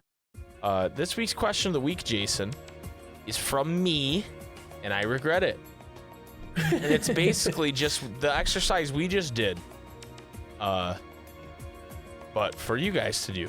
So, and some of you. Without further ado. Well, hold on. I gotta take a drink. Hold on. I shouldn't have been ready. I wasn't prepared. Yeah, you need. I need some Dr. wet your whistle for this shit, dude. My life, dude. You gotta wet your whistle. I just realized how uncomfy of a phrase that is. Wet your whistle? Yeah, it's kind of uncomfy. Wet your whistle. Wet your whistle. It almost kind of sounds like a cat call. So, starting first, now that we're done talking about wetting our whistle, is Pokemon Trainer J. And they say, okay, Ava being in / Link to Moana's world is a good idea. True. We're diving into some shows and probably never going to happen, stuff that's probably never going to happen. So, Ava agreed as above. Luju Lust is the Hunchback of Notre Dame. Frollo sings is I Wanna Bang / Burn the Gypsy song. Easy. True. For Envy. Easy layup. Yeah, that one's an easy layup. For Envy, Encanto, Mirabelle doesn't show it at first, but is envious if everyone else has special powers and she doesn't. Okay. Never seen that one. Gluttony difficult one, but I'll go with A Muppet Christmas Carol. Scrooge collecting all the money, eating whatever food he wants while not caring about the surplus population. Gives us Santa Kingdom Hearts 4 Sora too. It's true. That's a good point. That's true. That's a really good point. Tara and I watched A Muppet's Christmas Carol around Christmas, and man, what a great fucking movie. I haven't seen it in a long time. I hadn't either, and I used to watch it all the time as a kid, and I don't know if I said anything Muppets in a long time. I don't know if I said this on the podcast, but I definitely said it on stream. I had this core memory unlocked where there's this part where because the whole Donald, holy shit, the whole movie Gonzo and Donald and Gonzo kind of fit the same thing for me. Yeah, but similar vibes. Gonzo and Rizzo. Gonzo's like the narrator of the story, and they're like constantly watching in on the characters as stuff happens. Yeah. And there's this one point where they climb a fence to get to where Scrooge is or whatever. And Rizzo's about to jump off the fence, and Gonzo already jumped down. And Gonzo's like, I'll catch you. And Rizzo doesn't want to do it. And then finally, right before he jumps, he goes, God bless my broken body. And he jumps. And then he jumps. He jumps and he lands in this like bucket of water, like frozen water because it's snowing outside. And I had this core memory where I used to stand on my couch as a kid and go, God bless my broken body, and jump off the couch and then laugh. And I do it over and over. It was like, I was telling Tara about it. She's like, you're an insane person. I was like, I was a kid. Funny. Dude, that reminds me of a core memory that I have of, I didn't think of it the first time you said it, but we used to do a similar thing, but it was for Cat in the Hat. And it was the part where he chops off his tail. Yeah, I remember you guys used to do that. We would do the son of a butt, and we would jump off because I don't know how we got it, if someone gave it to us, or if my mom bought it and then like realized how ugly the couch was, but we had this really ugly green couch with like floral on it. Yeah. And so they were like, you can jump on this couch, you do whatever the fuck you want to this couch. Right. And so we were jumping on it and every type of thing. Yeah. Wow. Nice. I remember you guys doing that, yeah. Anyway, back to Pokemon Trainer Jay's answer. Ira Wrath, Star Wars. Everyone thinks of the wrath of Vader blowing up planets and force choking people, but he did it to find his son, you guys. Redeemed villain arc. True. For a said, Zootopia has literal sloths in it, and Nick the Fox is happy grifting and not doing much initially. Okay. And then Master of Masters for Pride. Miraculous World, hear me out. Hawkmoth, the main villain, takes pride in the work he does and to try and steal items and wants to bring back the dead Komud wife. So I could see the Master saying, oh, here's a data copy for you. Trying to choose all new worlds. So, like, Miraculous World, is that like the Miraculous World of I'm not familiar with that. I wasn't sure either, honestly. Hold on. I think that's the name of that show. Hold on. I was not. I was just going to act like I knew. Miraculous World, Shanghai, The Legend of Lady Dragon. Oh, no, it is that. Okay. Miraculous World is like a different like the spin-off of that show, because there's Ladybug right there. So, okay. Okay, so it is. So I was right, but I was also wrong. The voice actress for Miraculous Ladybug, Christina V. Woo-hoo-hoo-hoo. Mommy. Hey, yo. Anyway, Kyrie's bro says, for Ava, we're going to do 101 Dalmatians. Who needs that many dogs? For Luju, we'll say Pocahontas, and he types out, poke a hot ass. For Envy, Snow White, the evil queen, jealous AF. True. Ragu, Ratatouille, food, obviously. Okay. Ira, Wonderland, off with Ira's horn.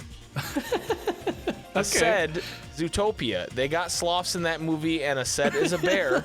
Okay, yeah. And Master of Masters, Beauty and the Beast, no one prides like Gaston. Yeah, dude, they gotta put Gaston in an actual game, not no fucking mobile game. Yeah, true. He deserves more than that. Deserves more than that.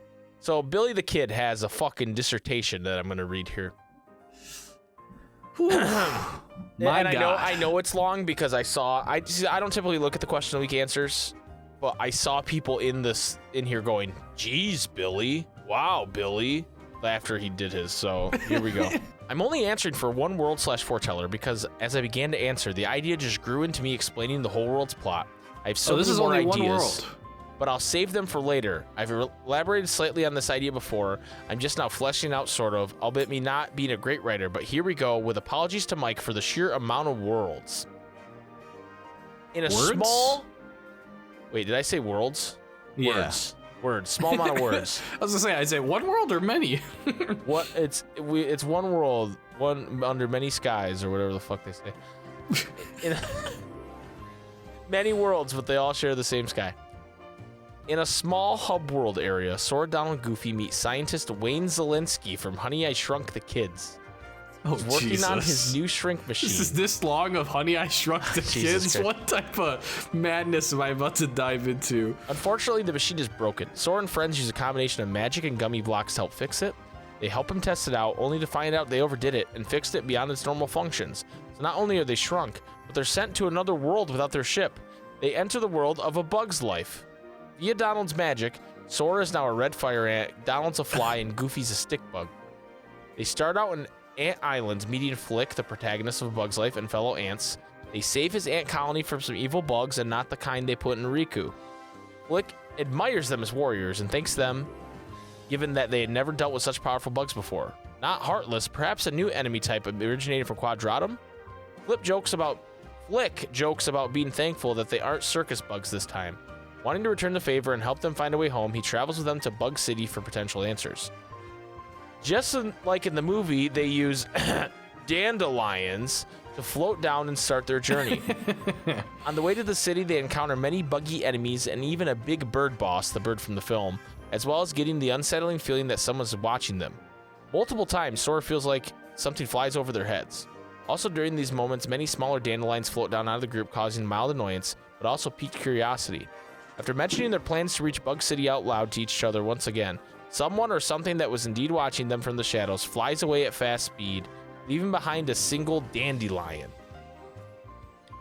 Upon reaching Bug City, the group almost immediately finds trouble when a sizable gang of hungry and greedy grasshoppers attack them, wanting Sora's Keyblade, as well as revenge on Flick for what happened to Hopper and how it caused their gang's downfall.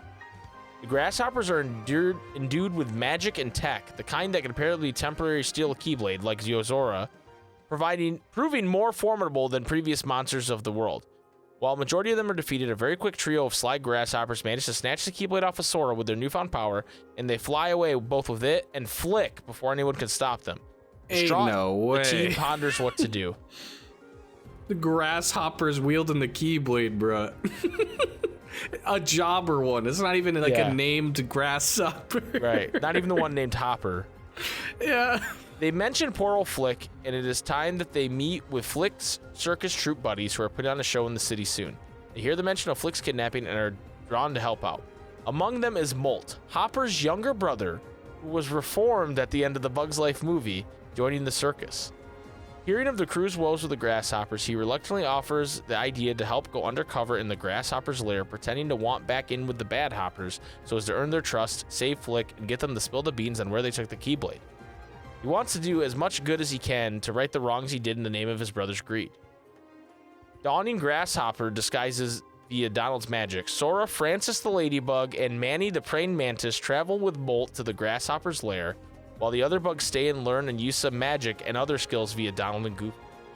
Seven Samurai / Mulan style.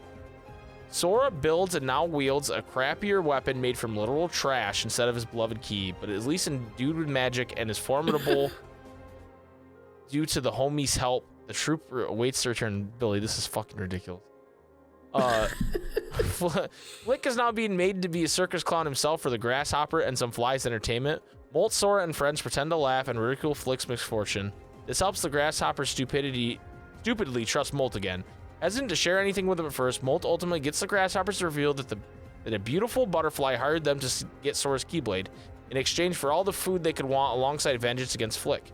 They inform Molt that she resides in the enigmatic Dandelion Forest. Our heroes reveal their true intent, fighting off the now powerless Hoppers and freeing Flick from their clutches. With the newfound information and Flick rescued, they return to the circus troop bugs. Did I say circus troop? I meant warrior tribe. As the former pawns of PT Flea, Flick, and Hopper's greed are now officially trained warriors under the leadership of Donald Goofy, ready to fight against this new enemy that messed with their friends. Jesus Christ, Billy. So Sora, Donald, Goofy, Flick, Molt, and the Bug Warrior tribe all make Kingdom their way Hearts to would never have Dandelion this many Forest. cutscenes for one Disney World. This is bullshit. After fighting many dandelion-themed bug enemies, they reach what appears to be a rather normal-looking home with pristine architecture, not akin to any bug's homes they'd ever seen. They demand whoever's inside to come out. Out from a hole in the roof flies an immensely beautiful blue, white, and pink-colored butterfly, surrounded in aura with floating dandelions all around her. She demands they all leave her be. Sora denies her demands, angry with her taking the Keyblade, and leaps upward with his new weapon at her. She, using the magic tech from before, has made her own weapon that is a combination of colorful staffs of sorts and Sora's Keyblade. The weapon shoots magical dandelion projectiles, while acting as a blunt force as well. Sora is knocked back down easily. Billy, I feel like every time I scroll down, it gets longer. Like, is he adding to it as I read? Before anyone else can attack, the butterfly summons the final boss of the world, a giant fox, who enters by tearing away at the forest, leaving only a battlefield of destroyed dandelions, dirt, and grass, and some dandelions sticking out of the ground akin to the Keyblades in the Keyblade Graveyard, except with dandelions. The boss battle is against both the fox and the butterfly. With no Keyblade to use, Sora relies on his new weapon and the rest of the brave warriors alongside him to defeat this enemy. After the fight, the group causes a distraction for the butterfly with the fox. It allows Sora to sneakily use magic to disable the hold the butterfly has on the Keyblade, rendering her useless as Sora wields his beauty once more. He uses the key... Sorry, I choked on my own spit. He uses the Keyblade to strike her from behind one final time, thus also annoyingly vanquishing one of the 13 true darknesses from existence as it evaporates from her body and explodes after the blow. What? I don't know if that's how it'll work with the darknesses per se, but sure, why not? What? The butterfly groans in agony, the darkness's death shielding her from her true death herself as she begs for the fox to not be her anymore. Sora recognizes the bond she shares with this fox alongside the darkness that left her and tells everyone to stop. Sora asks who the butterfly is and why she won the Keyblade. She changes form from butterfly to human. She reveals herself as former foreteller and master of the dandelions, Ava. She tells how she was banished here a long time ago, unable to wield a Keyblade of her own anymore. She was probably banished here in particular as a cruel irony due to the world's abundance of dandelions as punishment for her greed resonating from the true darkness within her. What convoluted reason, aside from the cruel irony, is there to send her here? I don't know, but I like it. I think we're on the last 3 paragraphs.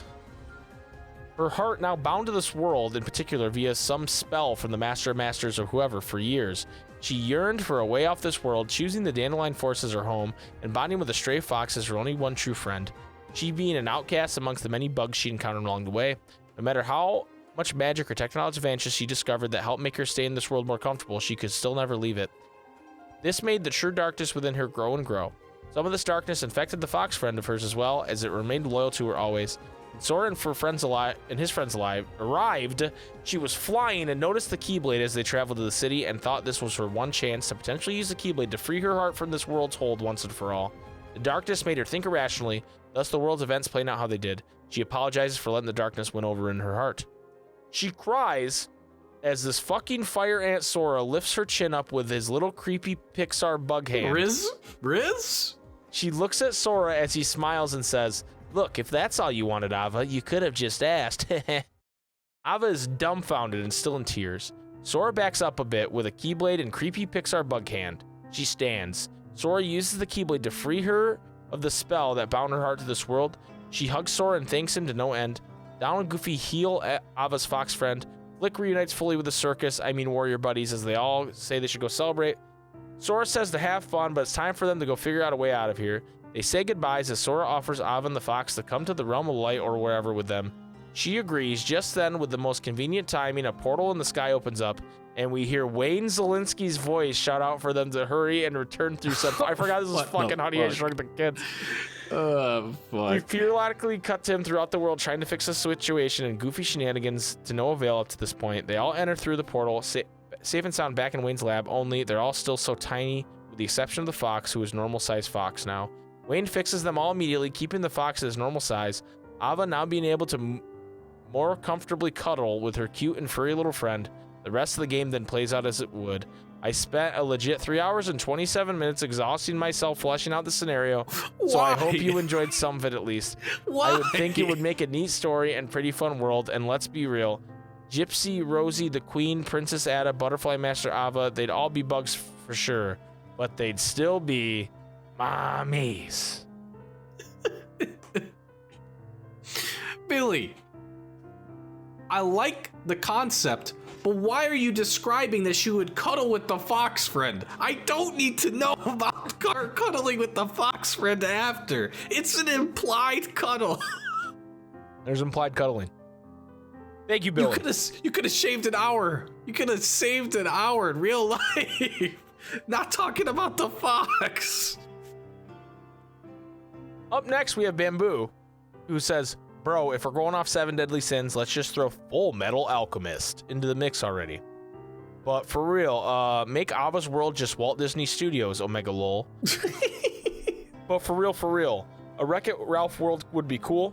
It could be a good lesson about greed because everyone's after medals and shit and can't think of anything for lust outside of Hunchback, which was already done, LOL.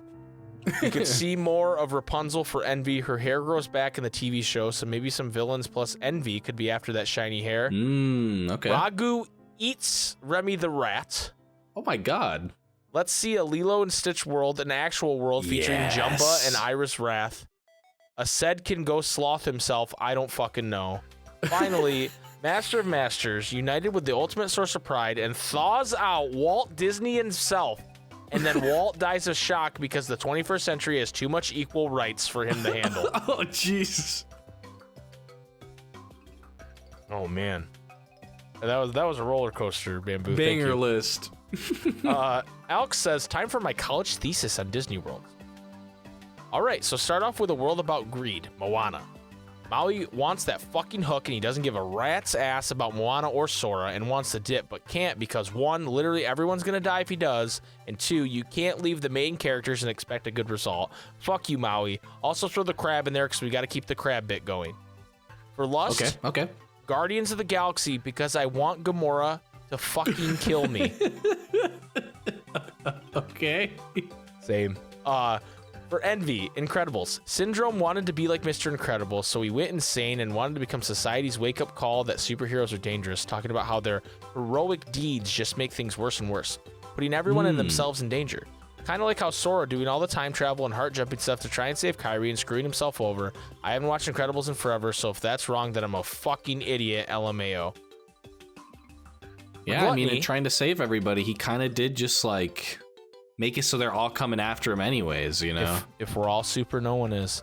For Gluttony, do a real Ratatouille world. Make Sora a rat, make the cookie mini games hard as shit, and turn it into a Metal Gear Solid-ass stealth game. Have the chef be the final boss. No. For Wrath, do Star Wars. Vader literally fucking blows the planets because he lost custody to his kid, and it's funny as shit. Dude, I just realized I should have said, in order to make it even more weird with, like, you know, the different Mickey worlds and stuff and the timelines and shit. Mickey and the Beanstalk? Just do Mickey and the Beanstalk, dude. For either greed or gluttony, it would work. Yep. I just need to hear, I'm gonna eat until I die. And Donald trying to murder the cow. Who's like a cow. Like just like a cow. Bro, like not like a talking cow. Not like a sow, but a cow. Yeah. What a reference that nobody's gonna understand. A Dynasty Warriors changing of the name reference. Sow. For Sloth, I don't know, Zootopia because there are sloths. I'm not original. I'm sorry, Kyrie's bro. And now for the most important one, Pride, the master of master sin, the final boss world. Everything is at stake. Everyone is gonna fucking die. So what world is gonna symbolize such a dangerous sin? The Simpsons. Thank you, Alex. Up next, we have Phil Games. This question gave me an excuse to rewatch the Amazing Sins of the Foreteller series by Landy Lodge. So now, after having done my research, I have some answers. I'm basing most of these on the attributes of the main villains of each movie. Potential spoilers for all the movies I mentioned, by the way. For Gluttony and Gula, we have Coco. This is one that I'm most sure about the connection between the sin and the villain. Gluttony for fame and recognition made Ernesto de la Cruz so selfish that he was willing to murder his best friend to get it. Plus, by all accounts, this is already one of the most likely worlds to be in Cage 4 anyway, because of the whole land of the dead thing. True. A scholar? A scholar. Gentleman and a scholar. For Ira, we have Encanto. Ira and the grandmother of this movie are actually very similar in that they're both leaders of a group of people who are threatening to break apart, and they both fail miserably at trying to keep them together. Okay. For Luju, we have Toy Story 3. I really wanted to put a set here because haha, Bear Man teams up with Bear Man, but that didn't really fit. So instead I'll say that Lotso's core motivation could be interpreted as lust. Not sexual, you cretins, that's just an intense desire for affection.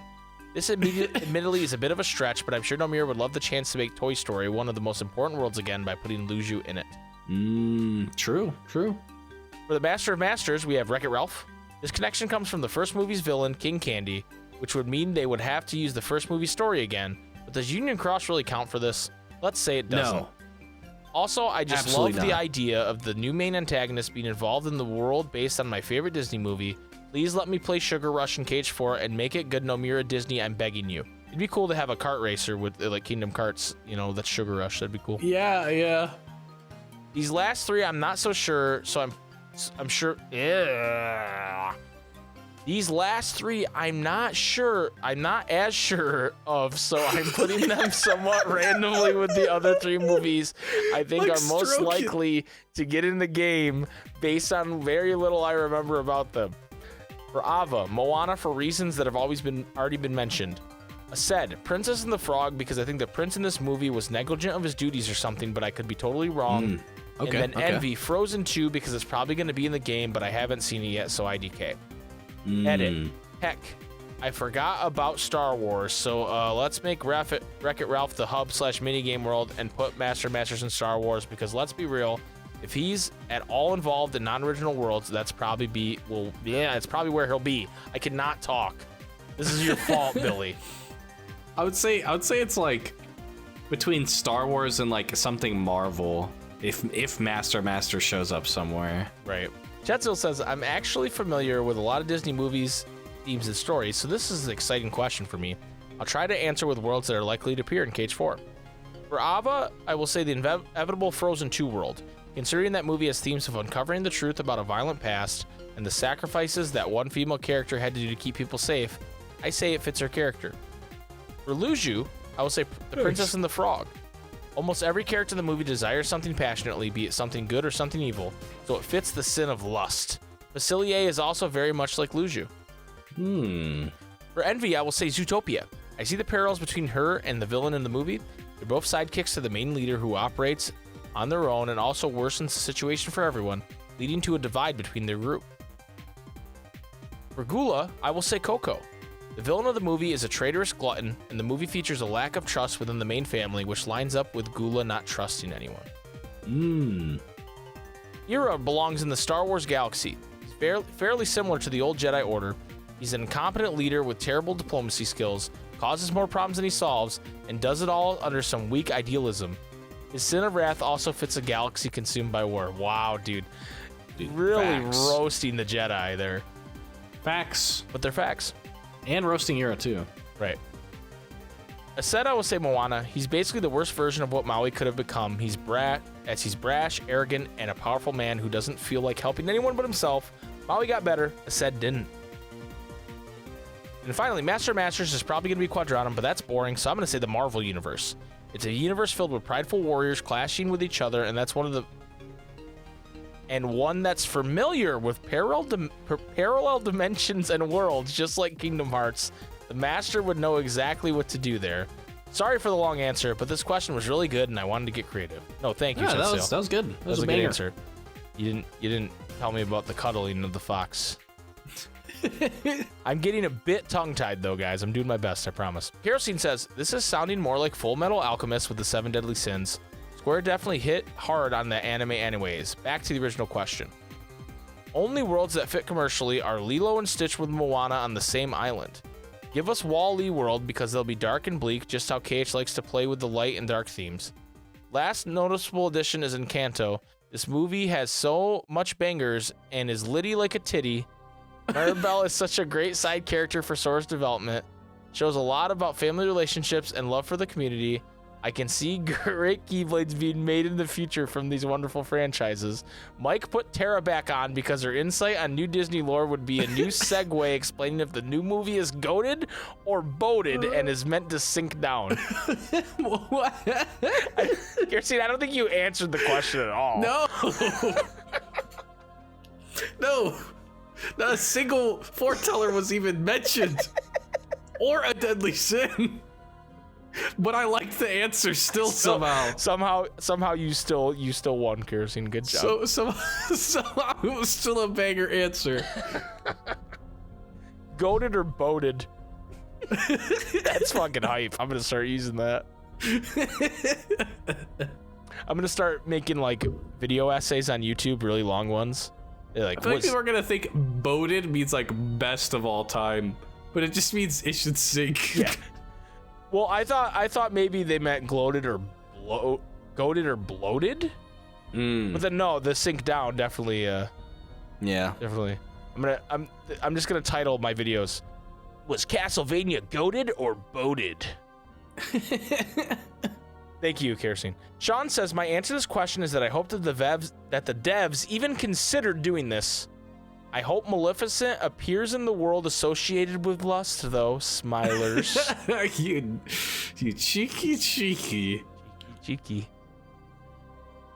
I mean, yeah, I hope that they consider it with where they put them, I guess. I don't know. I like we were saying earlier, a set doesn't really fit sloth to me, but... No. Yeah. Well. Anyways... Honey Biscuit says, first question of the week, and I'm so excited. Welcome, Honey Biscuit. Thank you for answering. Yes. I'd love to see a set in Brave. Good movie, and I'll die in this hill and fight every single one of you. In Brave, there was a man named Mordu, and he sought more strength to claim more of the kingdom from his three brothers, so he went to a witch, just like how Ira went to the Master of Masters, in order to get stronger and become the king. There are probably more parallels, but more importantly, Brave is in Kingdom Hearts 4. That'd be good hype. answer. That would be I hype. like that. Vita says, I don't have a good answer for this one, but I think Emperor's New Groove could work for greed, pride, or envy, maybe even gluttony. Yeah, I mean, like we said earlier, all the fucking sins are super similar. Right, they're all. So it's not really a wrong answer. Yeah, kind of a trap made by, whoever made them up. Yeah, bit of a trap. What? I'm just saying, like, whoever made up the sins. Yeah. I'm trying to avoid lust. Well, you did gluttony. Sorry. You're putting Christian prison or whatever. I guess that's hell, isn't it? Yeah. Christian prison is hell. Christian prison is hell. Oblivion says, my answer is maybe gluttony for Princess and the Frog, due to Tiana being a cook and all the emphasis the movie puts on New Orleans black dishes. Maybe even pride, as Naveen is embarrassed to be broke, embarrassed to be a frog. Also, Tiana has a lot of pride of how hardworking she is, and has a mix of envy to those who don't have to, as well as looking down on those who don't work the way she does. Plus, Tiana was outbid to get the building to eventually turn into a restaurant. This could also be envy to those more fortunate, especially Lottie, who was going to give her the money to pay for it, and the entire ball is paid for by her wealthy father, hence why Naveen is marrying her for the money, and why her father is targeted by Dr. Facilier. Honestly, a lot of these are stretches, but I really want a Princess in the Frog World. That's fair. No, I agree. Though I don't think that was a stretch. I think those were good. Huh. Yeah, and as you said, you could pretty much do it for any of them. Right. They're not 7 deadly sins. They're more like 7 guidelines. They're not really. What? That's not what I was saying at all. There's, it's like, don't do bad stuff. What? I was saying it could be any of the sins. I wasn't saying. No, you're right, dude. They're just guidelines. Angel says, also trying to keep these in line with a Disney princess focus because of my personal hope that Kyrie gets to interact with other Princesses of Heart one day, LMAO. For Ira, however you want to say it, Frozen 2. Not really a fan of this movie's story, but exploring the conflict between the kingdom and the forest tribe and making the initial comparison between it and the conflict of the Daybreak era Keyblade War would be neat. For Ava, the Rescuers. Mainly because of Medusa's attempts to kidnap a literal child and use her to mine for valuable diamonds to get rich off of. But also because none of the foretellers really exemplified the sin they correspond to, and the primary plot of trying to save Penny feels like Ava's attempt to gather the dandelions together to escape the war. Something, saving children and having hope for the future. That's true. We've been harping on the Assad one, but yeah, it's not like Ava's greedy. Yeah. She is. I think Gula just personifies all 7. I think it's just Gula. He's secretly the leader. Yeah. Envy and Kanto. Though the plot in the movie doesn't involve Mirabelle getting a power, nor does a power validate her as a person, the concept, TM, of being the odd one out in a sea of exceptional people definitely probably breeds that longing to be exceptional yourself. Cue the Kyrie parallels, I'm already insane about this. Said, brave. The connotations I have for sloth is less lazy and more a system that exists that I feel comfortable within, and therefore I do not want to actively try and change my mindset regarding it. And I'm starting at the interpersonal conflict at the beginning of this movie for that. Also, Bear and Ased, LMAO.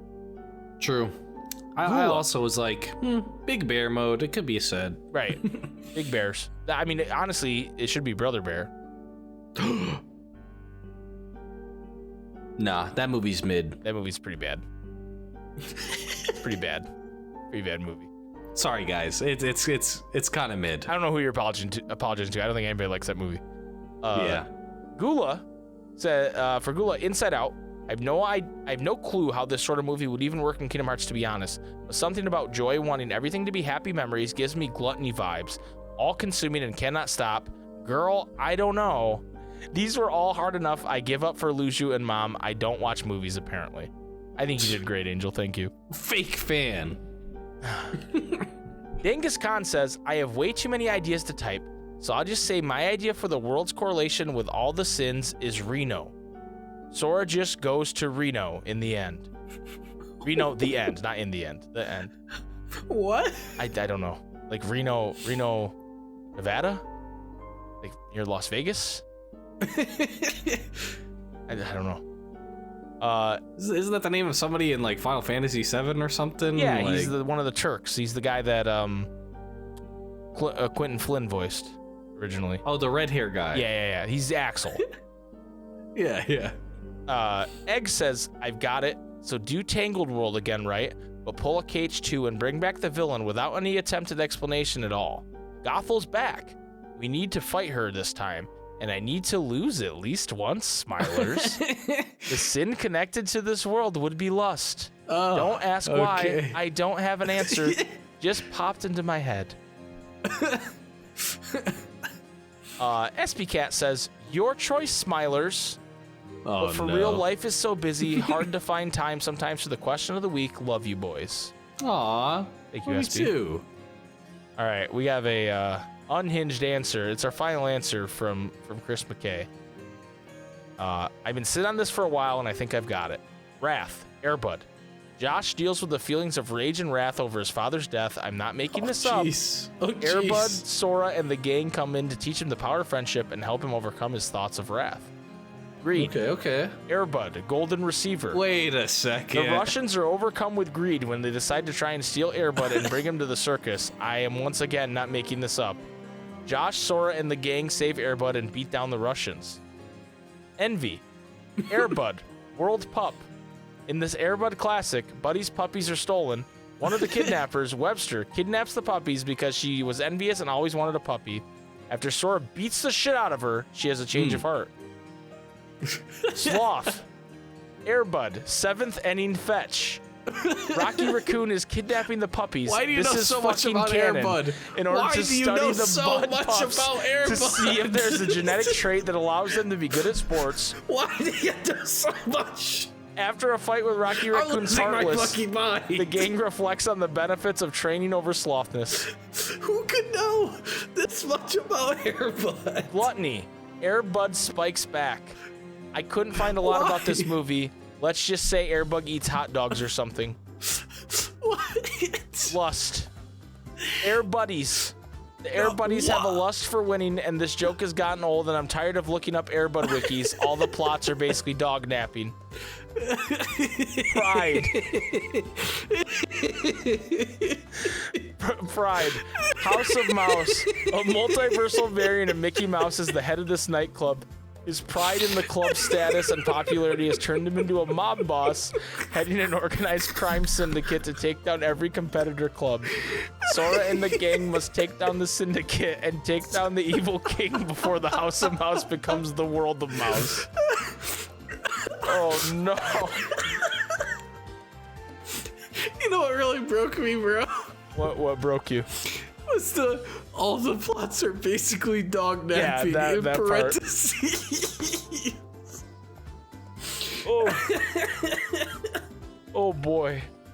What a question of the week this was, ladies and gentlemen. Thank you. No one should know that much about Air Bud. It's not healthy. Yeah. That's the 8th deadly sin. It's just Air Bud. Very progressive of the writers of the Air Bud franchise to make each movie about one of the deadly sins, you know? Yeah. Teach kids a lesson when they're watching those movies about dog napping.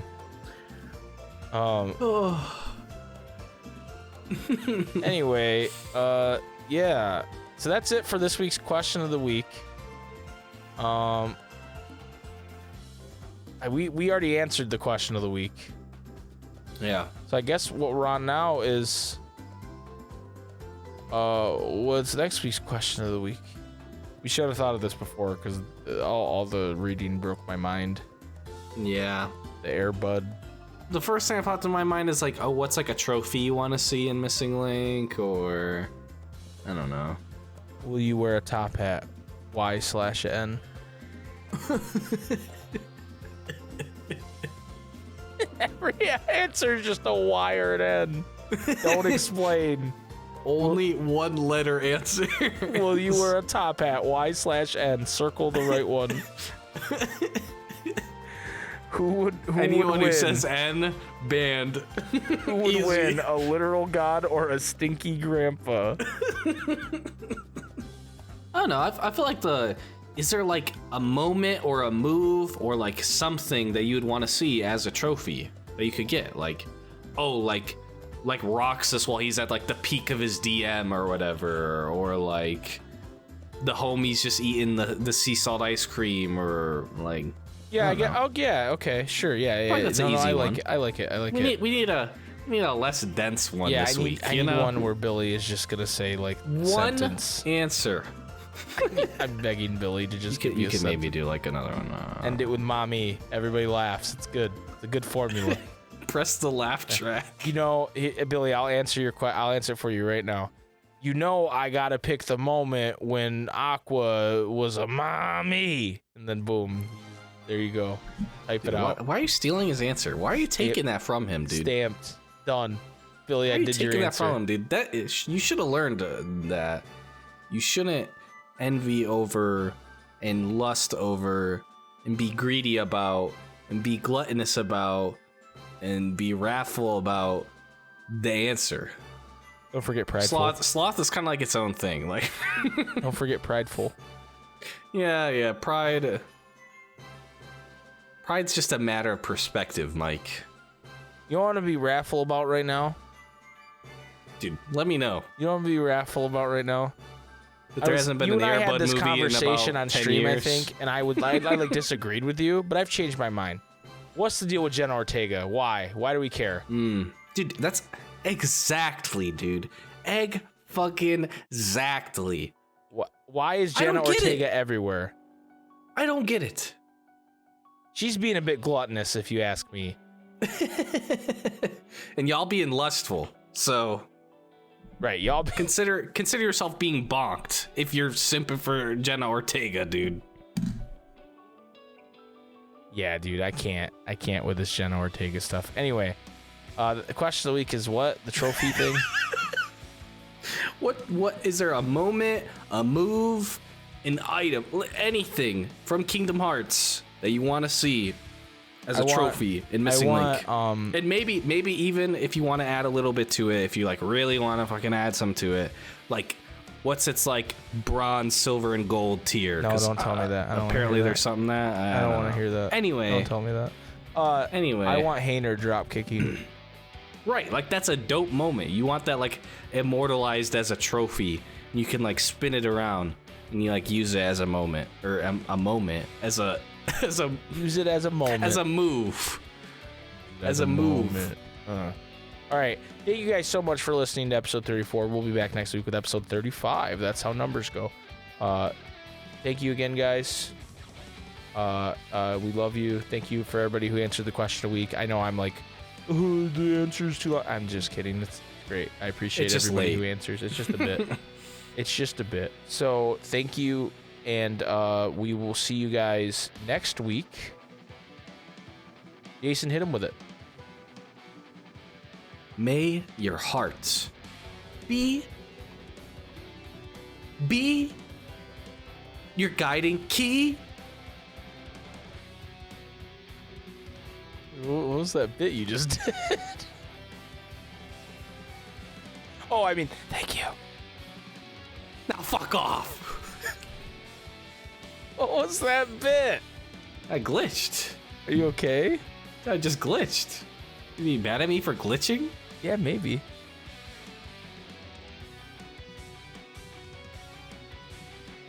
Ladies and gentlemen, that was the fucking Ansem report. Number 34. Thank you for watching. We have a Patreon, Jason. You know this already. We just released this week. We released J. Kona Jameson, the SB Battle Cry cut. Which, if you don't know what that is, SB and Battle Cry had to drop out of the mod elections, but J. Cone had already recorded what he thought of them, so we released it for our patrons as a cut, and it's pretty funny stuff, according to SB himself. So you could be any kind of patron, $1, $5, $10, and check that out. And these people who we're going to list right now probably already have because they're smart. So Jason, start us off. Famous for nothing. Billy the Kid Lawrence. Corinne Verg. Dr. Lambic. DP Grant. SB Cat. Iron Aggro. Iron Daddy Sean. It's your boy, Woody. Lisa S. Mr. Trumpeter, 711. Charles Barkley. Water KH. Zach P. Pokemon Trainer J. Elbow Juice. Panda Love. Frank Ferg. Shane Plunkett. Unholy Dolphin. Vetus. What's up, Carl? Lanz of Masters. Regular Pat. YT. Get Roxel. Jip 214. Warning. Strawberry Mango. Librarian Gamer. Vice President Kamala Harris's lawyer husband, Doug Emhoff. Kyrie's Bro. Afro Roxas. Travis Town Jr. Cheney. Phil Games. Dick Butt 23. Lost Constance. So I'll just say while we're here that Vice President Kamala Harris's joke is a what is this, a crossover episode bit? Which is me and Sean's BoJack Horseman podcast that you guys should check out if you're interested in Vice President Kamala Harris's lawyer husband, Doug Emhoff, also known as the Second Gentleman. Did you know that? No way. If you're married to the vice president and she's a woman and you're a man, you are called the Second Gentleman. Yes, that's real. It's real. The Second Gentleman. That's like a fucking indie band. That's like an emo. Second Gentleman. Like oh, dude, can we start a band called Second Gentleman? Holy shit, yeah, that's an awesome name. Emo covers. That's an awesome name. Second Gentleman. We're Second Gentlemen. Okay, anyway, thank you guys for supporting us on Patreon. We appreciate you and love you. Avengers is a movie. I don't know if we'll ever watch it, but it's a movie. Did you watch it? Tell me why. I was like, wait, why is he talking about Avengers, bro? Anyway, yeah, so We'll definitely watch Avengers at some point. Definitely will. Anyway, thank you guys for supporting us. We'll see you next week.